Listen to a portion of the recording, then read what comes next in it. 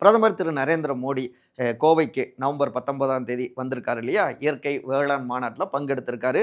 இங்க தான் நாடு முழுக்கவே பார்த்தோம்னா, கிட்டத்தட்ட 18,000 கோடி ரூபாய் விவசாய பெருங்குடி மக்களுக்கான அந்த நிதிய விடுவிப்பு செஞ்சிருக்காரு.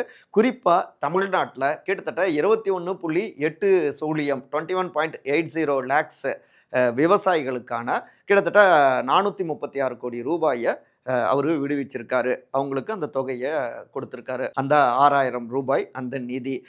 இதுக்கு பின்னாடி பீகாருடைய அந்த வெற்றி ஃபார்முலாவும் இருக்கு அப்படிங்கிறாங்க. தேர்தலுக்கு முன்னாடி பார்த்தோம்னா, கிட்டத்தட்ட 1,00,00,000க்கும் மேற்பட்ட பெண்களுக்கு ஒவ்வொருத்தருக்குமே ரூ. 10,000 அவங்களுடைய வங்கி கணக்குல போட்டாங்க இல்லையா? அதுதான் பிரம்மாண்டமான வெற்றிக்கு ஒரு காரணமாகவும் அமைஞ்சது.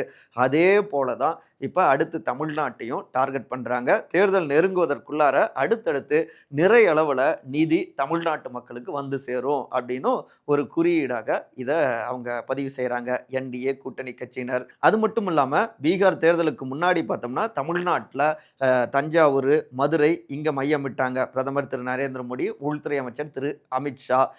இப்ப கோவை தேர்தல் ரிசல்ட்டுக்கு பிறகு ஸோ தொடர்ந்து தேசிய தலைவர்கள் இங்க வருவாங்க.